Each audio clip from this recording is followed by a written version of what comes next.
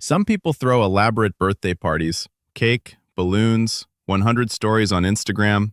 But some people, they treat it like just another day. No party, no posts. They don't even mention it. Why? Is it sadness, coldness, loneliness? Or is it a sign of something deeper in psychology? Most people only know 3 reasons: pain, busyness, or emotional independence. But there's a 4th type that almost no one talks about. They don't not celebrate. They celebrate differently. Psychologists call this internal locus of celebration, the ability to celebrate without needing witnesses. And this might be a sign of emotional evolution, not sadness. What you discover in this video might explain your own attitude toward birthdays, or someone you love. Let's start with the first type. They don't celebrate because they've never felt celebrated. Imagine this. You're young. Your birthday comes. No one remembers. Friends forget. Family is busy. Maybe you once planned a small party, sent invitations, waited. Almost no one showed up. Year after year, the same script, the same disappointment. Psychologists call this learned helplessness. When your brain experiences repeated disappointment, it starts to adapt, not by trying harder, but by stopping expectations entirely. Martin Seligman's research shows when someone repeatedly faces negative outcomes they can't control, their brain learns to give up before even trying. Apply this to birthdays? If celebrate equals disappointment, your brain says, don't celebrate, don't expect. Won't hurt. Now you're at work. Slack notification. Today is your birthday. #meta sex 1.0. 47 HBD messages from colleagues you barely talk to. You read each one and feel nothing. Maybe even annoyed. Is that ungrateful? No. That's your brain protecting you. Generic messages don't replace genuine connection, and your brain knows that. Birthday becomes a normal day. Not because you don't care, but because caring hurts too much. If you're in this group, here's what I want you to know. You're not cold. You're not numb. You're surviving. And that's already enough. But there's another group. No pain, they just don't have time. You know your birthday is coming. You don't forget. But before you can look up, half the day is gone. 7 a.m. Email from your boss. Need this by noon. 12 p.m. Meeting runs long. Forget lunch. 6 p.m. Pick up kids, cook dinner, clean house. 10 p.m. Finally sit down. Oh, today was my birthday. This is time blindness. When your brain is overloaded with tasks, special days stop being special. It's not that you don't care. Your brain is in survival mode, running at full capacity. No bandwidth for extras, including your own birthday. A study from the American Psychological Association shows people working over 50 hours per week are 3 times more likely to skip personal events than those working 40 hours. Your birthday isn't ignored, it's squeezed out, pushed aside by everything else. If you're in this group, nothing is wrong with you. Something is wrong with the system you're living in. Hustle culture has normalized neglecting yourself to chase deadlines. Next time your birthday comes, try this. Block 1 hour in your calendar, just 1 hour. Do what you want, not what you need. Maybe a quiet coffee, a book, a call with a close friend. You deserve that 1 hour, no matter how busy life gets. But there's a third group, has time, knows it's their birthday, they just don't need it. This group is completely different. No pain, not busy, they simply don't need it. Mom asks, "Why don't you want a party? Is something wrong with you?" Friends are surprised. Birthday and you're doing nothing? That's sad. But you're fine. Better than fine. The problem is, how do you explain it to them? Psychology has a concept called self-determination theory. Research by Deci and Ryan at the University of Rochester shows people who tie their self-worth to external validation, like parties, gifts, likes on social media, tend to have lower well-being than those who find validation from within. Why?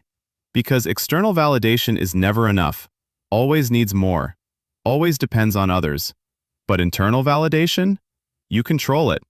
You don't need anyone's permission to feel valuable. You scroll Instagram on your birthday. #1. Best birthday ever. Balloons, 3-tier cake, 200 stories. Feeling so loved. 500 likes, 100 comments. You post nothing, and you wonder, am I missing out? The answer? No.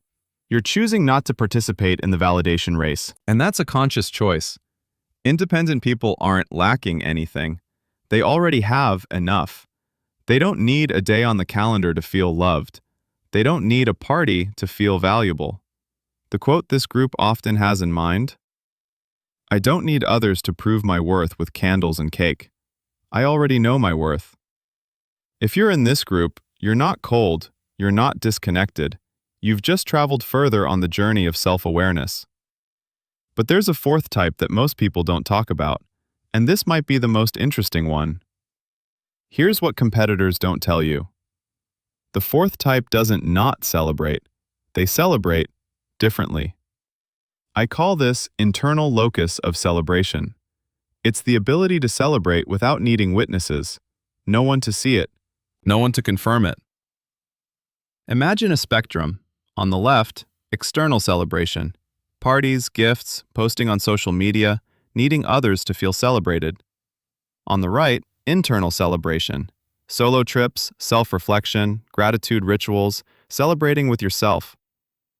Most of society only recognizes the left. But the right? That might be a sign of emotional evolution. Wake up on your birthday. No party, no announcement. No one knows except you. You go to your favorite cafe, order what you want, not what someone else suggests. Spend the whole day doing what you love. Reading, walking, watching movies, journaling. At the end of the day, you feel celebrated. Not by 100 people singing happy birthday, but by yourself, giving yourself a complete day. That's not loneliness. That's freedom. Not celebrating publicly is not equal to not celebrating at all. People who've developed internal locus of celebration don't need an external party to feel loved. They've learned to love themselves. And that, according to psychology, is one of the strongest signs of emotional maturity. If you're in this group, here's your permission slip. You're not weird. You're not broken. You're not lacking social connection. You've just found a way to celebrate without asking anyone's permission. And that's a superpower. So what do these four types say about you? And here's the most interesting part. Here's the most interesting thing about these four types. Your attitude toward birthdays doesn't stop at birthdays. It carries into life. People who don't need external parties often share one trait.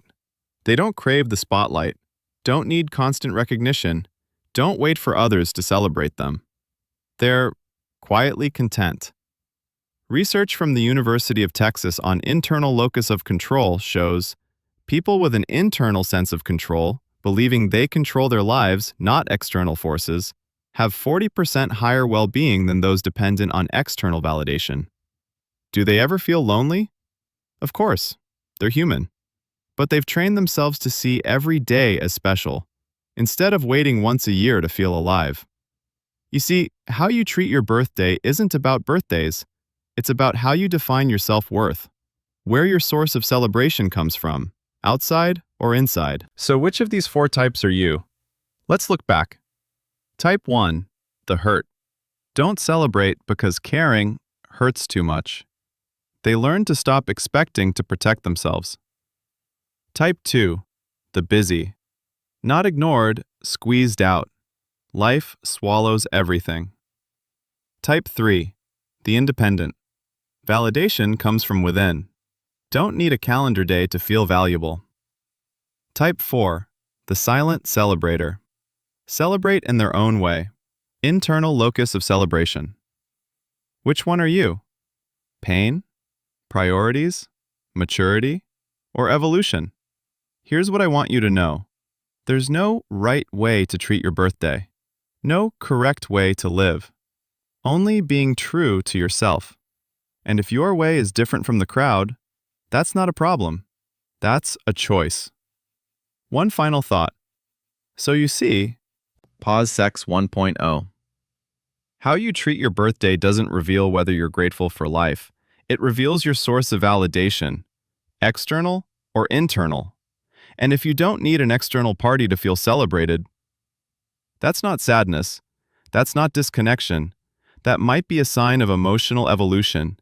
You've learned to love yourself, to acknowledge your own worth, to celebrate without asking anyone's permission. You don't owe anyone an explanation. Not your mom, not your friends, not Instagram. You owe yourself peace.